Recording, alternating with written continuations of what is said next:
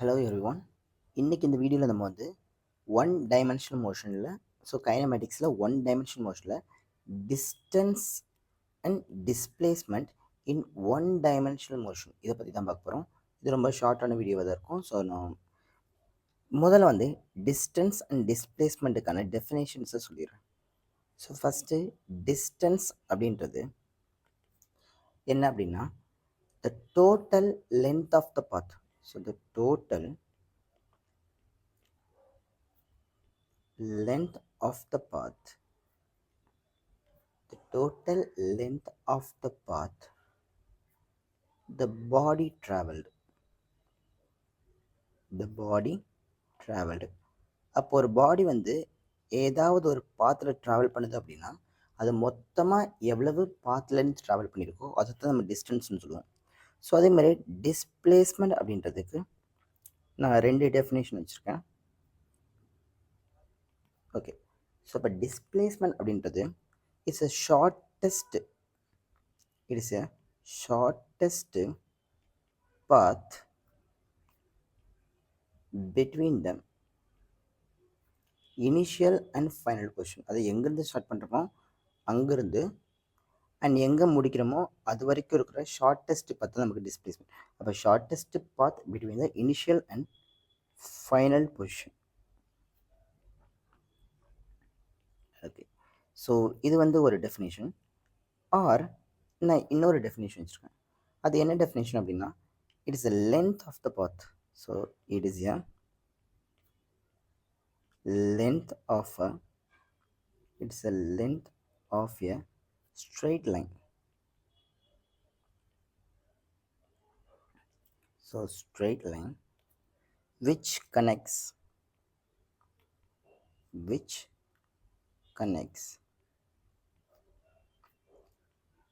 initial and final position. Initial and final position. அப்போ initial பொசிஷனையும் final பொசிஷனையும் connect பண்ணுறக்கூடிய அந்த ஒரு straight line இருக்குல்ல, அதை மெஷர் பண்ணி பார்த்தீங்கன்னா எவ்வளோ மெஷர்மெண்ட் வருதோ அதுதான் நமக்கு டிஸ்பிளேஸ்மெண்ட். ஓகே, ரெண்டு எக்ஸாம்பிள் நம்ம பார்க்கலாம். ஸோ ஃபஸ்ட்டு எக்ஸாம்பிள் வந்து ஒரு பாடி இருக்குது. அந்த பாடி வந்து இனிஷியலாக நான் வந்து ஓ அப்படிங்கிற பாயிண்ட் ஸ்டார்ட் பண்ணுது. அது இங்கிருந்து ஈஸ்ட் டைரக்ஷன் நோக்கி ஒரு 10 மீட்டர் போகுதுன்னு வச்சுக்கலாம். ஸோ அப்போ ஈஸ்ட் டைரக்ஷன் நோக்கி ஒரு 10 மீட்டர் போகுது.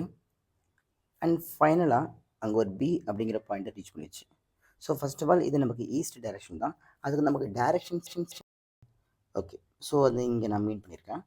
இப்போ எனக்கு மொத்தமாகவே நார்த்து, சவுத்து, ஈஸ்ட்டு, வெஸ்ட்டு, அதாவது இப்போ இந்த பிளேன் ஆஃப் த போர்டில் நான் ரைட் ஹேண்ட் சைடு போனேன் அப்படின்னா, ஸோ ஆரிஜின் வந்து ரைட் ஹேண்ட் சைடு போனேன் அப்படின்னா அது ஈஸ்ட் அப்படின்னும், லெஃப்ட் ஹேண்ட் சைடு போனேன் அப்படின்னா அது வெஸ்ட் அப்படின்னு சொல்லுவேன். அதே மாதிரி பிளேனில் முன்னாடி போனேன்னா நார்த்து அண்ட் பேக்வேர்டில் போனேன்னா சவுத்து. இல்லை அப்வேர்டில் போச்சு அப்படின்னா அது கே கேப்னு சொல்லுவோம். அது நம்ம 3 டைமென்ஷனில் படிக்கும்போது படிக்கலாம். இப்போதைக்கு எனக்கு ஒன்று ஈஸ்ட்டில் போயிட்டு திரும்ப வெஸ்ட்டுக்கு வந்துருச்சுன்னா அது 1 டைமென்ஷன், அல்லது நார்த்துக்கு போயிட்டு திரும்ப சவுத்துக்கு போயிடுச்சுன்னா அது 2 டைமென்ஷன். இப்போ ஈஸ்ட்டுக்கு போயிட்டு நார்த்துக்கு போயிடுச்சுன்னா அது 2 டைமென்ஷனாக மாறிடும். ஸோ நமக்கு இப்போ தேவையில்லை. ஸோ நார்த் டு சவுத், நார்த்துக்கு போயிட்டு சவுத்துக்கு போனால் அது 1 டைமென்ஷன் மோஷன். ஈஸ்ட்டுக்கு போயிட்டு வெஸ்ட்டுக்கு போனாலும் 1 டைமென்ஷன் தான். ஈஸ்ட்லேருந்து நார்த்தோ அல்லது சவுத்துலேருந்து ஈஸ்ட்டோ அல்லது சவுத்துலேருந்து வெஸ்ட்டோ இந்த மாதிரி போச்சுன்னா 2D. அதை பற்றி நம்ம அடுத்த வீடியோவில் படிக்கலாம். இப்போதைக்கு நான் 1 டைமென்ஷன் மோஷன் பற்றி மட்டும்தான் படிக்க போகிறேன். ஓகே, அப்போ எனக்கு இந்த டயக்ராம் படி நான் இனிஷியலாக ஓ அப்படிங்கிற பாயிண்ட்டை ஸ்டார்ட் பண்ணுறேன். அங்கேருந்து 10 மீட்டர் டுவர்ட்ஸ் ஈஸ்ட்டில் போயிருக்கேன். ஓகே, இப்போ இந்த கொஸ்டினில் ரொம்ப பேசிக்கான கொஸ்டின் தான். இந்த கொஸ்டினில் எனக்கு டிஸ்டன்ஸ் அண்ட் டிஸ்பிளேஸ்மெண்ட் எவ்வளோ. ஸோ டிஸ்டன்ஸ்ன்றது ரொம்ப ஈஸி. நான் எங்கே ஸ்டார்ட் பண்ணணும் அங்கேருந்து எங்கே போய் முடிச்சனோ அது வரைக்குள்ளே தான் டிஸ்டன்ஸ். அப்போ எனக்கு இந்த சம்மில் எனக்கு டிஸ்டன்ஸ் அப்படின்றது ஜஸ்ட் 10 மீட்டர். ஸோ முக்கியமானது டிஸ்டன்ஸ் அப்படின்றது ஒரு ஸ்கேலார் குவான்டிட்டி.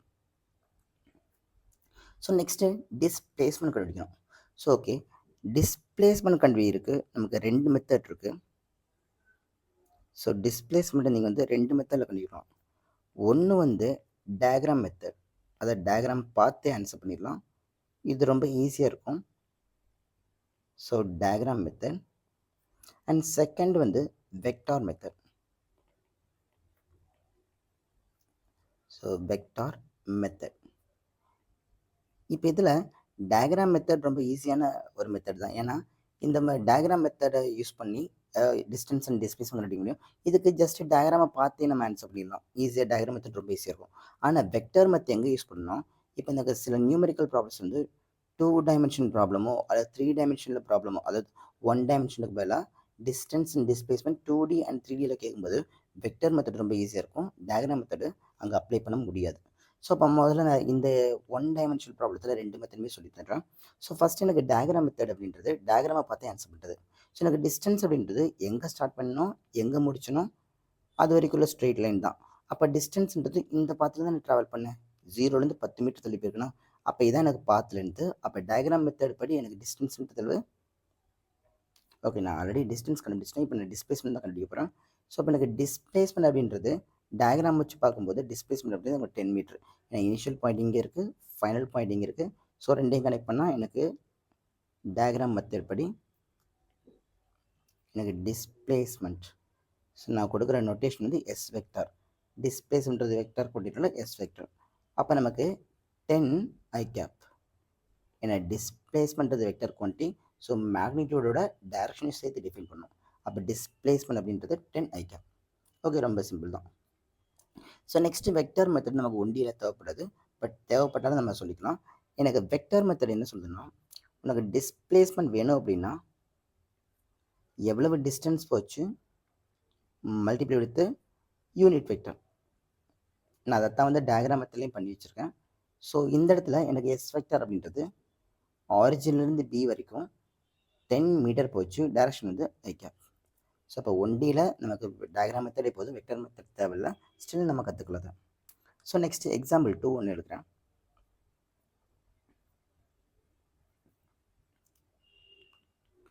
ஸோ எக்ஸாம்பிள் 2ல் நான் இந்த இடத்துல ஒரு ஓ அப்படிங்கிற ஒரு பாயிண்ட் எடுத்துக்கிறேன். இங்கிருந்து ஒரு 20 மீட்டர் டுவர்ட்ஸ் ஈஸ்ட் போயிருக்கேன். So 20 meter towards east. And அங்கே வந்து நான் ஒரு பி அப்படிங்கிற ஏ அப்படிங்கிற ஒரு பாயிண்ட்டை ரீச் பண்ணியிருக்கேன். அகைன் என்ன பண்ணுறேன் அப்படின்னா, அந்த ஏலேருந்து நான் வெஸ்ட்டை நோக்கி வரேன். வெஸ்ட்டை நோக்கி வந்து ஒரு பி அப்படிங்கிற ஒரு பாயிண்டில் ரீச் ஆகிட்டேன். இப்போ என்னோட கொஸ்டினில் டிஸ்டன்ஸ் எவ்வளவு, டிஸ்பிளேஸ்மெண்ட் எவ்வளோன்னு கேட்பாங்க. ஸோ டிஸ்டன்ஸ் நம்ம வந்து இதை வச்சு சொல்லிடலாம். எனக்கு டிஸ்டன்ஸ் அப்படின்றது அவள் எவ்வளவு பார்த்து வந்து ட்ராவல் பண்ணியிருக்கணும், அதுதான் டிஸ்டன்ஸ். ஓகே, அந்த டயக்ராம் படி முதல்ல வந்து ஒரு 20 மீட்டர் போனோம், ரிட்டன் பிக்கு வந்திருக்கான். ஸோ ஓகே, என்ன பிக்கு வந்து எவ்வளோ டிஸ்டன்ஸ் வந்திருக்கான்னு சொல்லுவேன். So let us assume B வந்து ஒரு 15 மீட்டர் வந்திருக்கான்னு சொல்கிறேன். அப்போ எனக்கு ஓலேருந்து ஏ வரைக்குமே ஒரு 20 மீட்ரு, திரும்ப அங்கேருந்து ஒரு 15 மீட்டர் எக்ஸ்ட்ராவாக அவன் வாக் பண்ணியிருக்கால. அப்போ டோட்டலாக டிஸ்டன்ஸ் அப்படின்ற நமக்கு 35 மீட்டர் ஆயிருமா? ஓகே, இப்போ நெக்ஸ்ட்டு டிஸ்பிளேஸ்மெண்ட் கண்டுபிடிக்கணும். ஸோ டிஸ்பிளேஸ்மெண்ட் ஈஸியாக கண்டுபிடிச்சிடலாம். ஸோ முதல்ல வந்து டிஸ்பிளேஸ்மெண்ட் அடிக்க நான் வந்து டயக்ராம் மெத்தட் யூஸ் பண்ணுறேன். ஸோ இப்போ டயக்ராம் மெத்தட் படி டயக்ராமை பார்த்தே ஆன்சர் பண்ணலாம். அது என்ன அப்படின்னா, நான் ஓவில் ஸ்டார்ட் பண்ணேன், பியில் முடித்தேன். அப்போ இது மட்டும்தான் என்னோடய டிஸ்பிளேஸ்மெண்ட். அப்போ இனிஷியல் பாயிண்ட்டையும் ஃபைனல் பாயிண்ட்டையும் கனெக்ட் பண்ணக்கூடிய அந்த ஸ்ட்ரெயிட் லைன் எவ்வளோ இருக்கோ அது மட்டும் தான் நமக்கு டிஸ்பிளேஸ்மெண்ட். அப்போ டிஸ்பிளேஸ்மெண்ட் இருக்கும் 20 மைனஸ் ஆஃப் 15 நமக்கு டிஸ்பிளேஸ்மெண்ட்டா. அப்போ டிஸ்பிளேஸ்மெண்ட் அப்படின்றது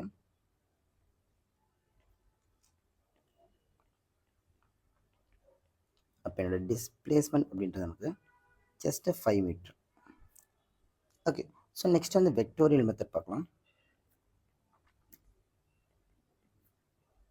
ஸோ வெக்டார் மெத்தட் யூஸ் பண்ணிங்கன்னா உங்களுக்கு டிஸ்பிளேஸ்மெண்ட் வந்து டைரக்ஷனோட சேர்ந்து கிடைக்கும். ஸோ முதல்ல என்ன பண்ணியிருக்கேன் நான், ஓகே, முதல்ல வந்து டிஸ்பிளேஸ்மெண்ட் அப்படின்றது என்னது? ஸோ டிஸ்பிளேஸ்மெண்ட் அப்படின்றது இங்கிருந்து முதல்ல இவ்வளோ தூரம் போனோன்னா அது நமக்கு 20 மீட்டரா. அப்போ வெக்டார் மெத்தட் படி எனக்கு displacement S vector is equals to எவ்வளோ டிஸ்டன்ஸ் போனால் எந்த டைரெக்ஷனில் போனேன். ஸோ முதல்ல எனக்கு பியிலேருந்து ஏ வரைக்கும் 20 மீட்டர் போனேன். அப்போ எவ்வளோ distance? 20 meter with direction. Direction நமக்கு ஐ கேப்பா, ஐ கேப்பு. அகைன் வந்து பியிலேருந்து ஏலேருந்து பிக்கு வந்தேன். ஸோ அப்போ அது ஒரு 15 மீட்ரு. அப்போ 15 போட்டு டைரக்ஷன் நமக்கு என்னது மைனஸ் ஐ கேப்பு. அப்போ அப்போ மொத்தமாக 20 i cap minus of 15 i cap. அப்போ என்னோட டிஸ்பிளேஸ்மெண்ட் எஸ் வெக்டார் அப்படின்றது ஜஸ்ட் 5 ஐ கேப்பு. அப்போ வெக்டார் மெத்தட் யூஸ் பண்ணிங்கன்னா நீ வெக்டார் ஃபார்மில் ஆன்சர் எழுத முடியும். அப்போ எனக்கு டிஸ்பிளேஸ்மெண்ட்டோட மேக்னிடியூட் வந்து 5 மீட்ரு. ஏன்னா வெக்டார் குவான்டிட்டி தானே டிஸ்பிளேஸ்மெண்ட்டு. அப்போ டிஸ்பிளேஸ்மெண்ட்டோட மேக்னிடியூடு 5 மீட்ரு. இந்த ஐ கேப் அப்படின்றது டைரக்ஷனை மீன் பண்ணுது. ஓகே, நெக்ஸ்ட் வீடியோவில் வந்து நம்ம என்ன பார்க்க போகிறோம் அப்படின்னா ஜஸ்ட் டிஸ்டன்ஸ் இன் டிஸ்பிளேஸ்மெண்ட் இன் 2 டைமென்ஷனல் பார்க்கணும்.